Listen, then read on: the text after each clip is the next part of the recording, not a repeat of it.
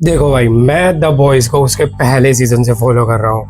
मतलब जब वो पहली बार रिलीज हुआ था तब से मैं उसे फॉलो कर रहा हूँ। और भाई I like it very much. भाई मुझे मजा आ गया उसे देख के कि कोई सुपरमैन अगर इतना ज्यादा ईविल हो तो वो किस तरीके से तबाही मचा सकता है। मतलब वो जो एक सीन था ना जिसमें होमलैंडर भाई एक कॉन्फ्रेंस में होता है और वो सबको लेजर कर देता है अपनी आंखों से, सबको तबाह कर देता है। इट वॉज रियली टेरिफाइंग यार।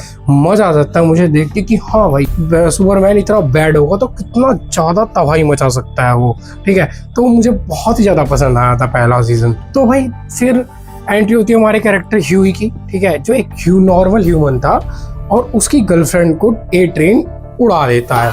ठीक है, मतलब चिथड़े उड़ा देता है तो we came to a realization भाई सुपर हीरो कहने को सुपर हीरो है ये, बट दे आर बैड। मतलब ये अच्छे सुपर हीरो नहीं है, ये रियली रियली बैड। मतलब ये अच्छाई के लिए नहीं लड़ रहे, ये अपनी मर्जी के लिए लड़ रहे हैं। इनका मन जो मन करेगा वो करेंगे। तो हमारा एक नॉर्मल सा ह्यूमन कैसे हराएगा इन्हें? तभी एंट्री होती है बूचर की। बूचर एक ऐसा कैरेक्टर है भाई जो लिटरली ऑरा फार्म करा उसने। पहले 2 सीजन में लिटरली उसने ऑरा फार्म करा है। मतलब नॉर्मल ह्यूमन और उसने सूप्स को मारा है। हमें जब पहली बार हम वो ट्रांसलूसेंट का मरने वाला जो सीन होता है ना जिसमें उनकी टीम मिलकर ट्रांसलूसेंट को मारती है, बूचर को और ह्यूई मिलकर मारता है, तो हमें एक उम्मीद मिलती है कि हाँ इन सूप्स को मारा जा सकता है। अगर सही स्ट्रेटेजी लगाई जाए और सब कुछ करा जाए तो इन्हें मारा जा सकता है। But Homelander was too much. मतलब कोई इसका कुछ बिगाड़ ही नहीं सकता था। मतलब वो सबकी लीग से ऊपर था। तो मुझे लगा था कि कैसे मारेंगे होमलैंडर को। सीजन 3 में फाइनली हमें उम्मीद मिलती है कि हाँ होमलैंडर को मारा जा सकता है। कैसे? उसमें इंट्रोडक्शन होता है soldier boy. Did you know drugs and drug-related crime have become a nationwide problem? और वो ही ओरिजिनल लीडर था टीम 7 का। और ये बिल्कुल होमलैंडर जितना ताकतवर था। भले उसके पास लेज़र हो ना हो, वो उड़ नहीं सकता हो, उसके पास सुपर हियरिंग ना हो, बट उसके पास एक बहुत बड़ा एडवांटेज था जो कि था किसी भी सूप की पावर को नलीफाई कर देना। ठीक है, वो किसी भी सूप की पावर को बिल्कुल ख़त्म कर सकता था। कंपाउंड वी को उसके ब्लड से बर्न आउट कर सकता था और एक सुपर ह्यूमन उससे नॉर्मल ह्यूमन बन सकता था। तो सोल्जर बॉय के पास वो पावर थी जो होमलैंडर को एक नॉर्मल ह्यूमन बना सकती थी।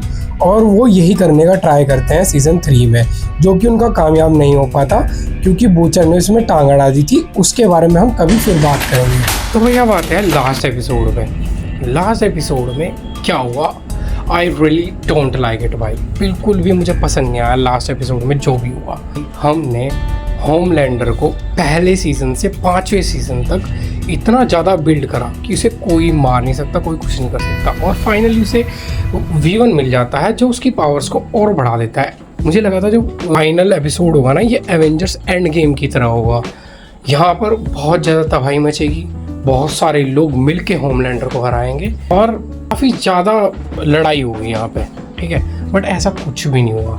लिटरली ये लड़ाई सिर्फ 5 से 10 मिनट की थी। जिस कैरेक्टर को इन्होंने गॉडली लिटरली गॉडली कैरेक्टर बना दिया था, वो अपने आप को गॉड समझने लगा था, वो बंदे को इन्होंने 5 से 10 मिनट में मार दिया। इट वॉज रियली अंडरवेलमिंग यार, इट वॉज रियली अंडरवेलमिंग। और मेरे हिसाब से क्या होना चाहिए था? आई थिंक यार ये होना चाहिए था द डीप जो है उसे अपना रिडेम्पशन करना चाहिए था इस एपिसोड में।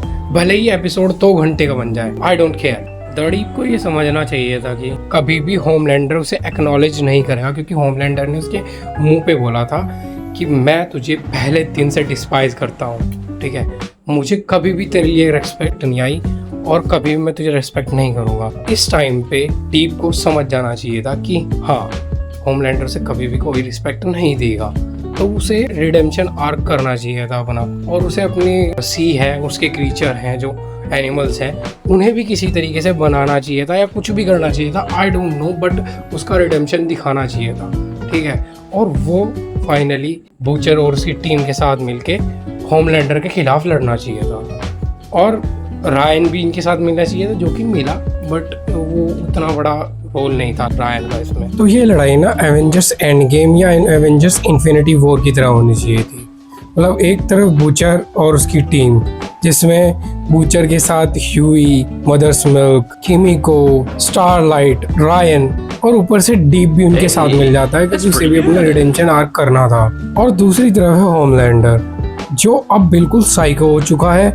उसे कोई फर्क नहीं पड़ता कि वो किसको डिस्ट्रॉय करेगा, किसको मारेगा, अपने आप को गॉड बताने के लिए, अपने आप को एक्सेप्ट करवाने के लिए, अपने आप को एक सुपीरियर विंग दिखाने के लिए और पूरे वर्ल्ड पे कंट्रोल करने के लिए। अब जो ये लड़ाई होती है बहुत ज़्यादा ब्रूटल होती है। लगभग सारे कैरेक्टर्स में मर जाते हैं। रायन मर जाता है, डीप मर जाता है और मेरे हिसाब से बूचर और होमलैंडर को एक दूसरे को खुद से मारना चाहिए था। मतलब ये ह्यूई के हाथ नहीं मरना चाहिए था बूचर होमलैंडर के हाथ मरना चाहिए था और होमलैंडर बूचर के हाथ मरना चाहिए था। ये पूरा सिनेरियो मैं अगली वीडियो में बताऊंगा। वायरस का क्या काम होगा इसमें रायन का क्या काम होगा, कैसे होमलैंडर एक साइको दिखेगा, एक अनस्टॉपेबल फोर्स दिखेगा, जो कि इन्होंने बिल्कुल भी इसमें दिखाया नहीं यार। उन्होंने से दिखाया ये एक वीकलिंग है। That is why I am so disappointed. मतलब एक तो इतनी छोटी सी फाइट, उसने कुछ किया भी नहीं यार। चलो यार, मैं अगली वीडियो में बात करूंगा कि मेरा सिनेरियो क्या होगा। गाइस एज ऑलवेज मैं आपसे विदा लेता हूँ। Stay bizarre.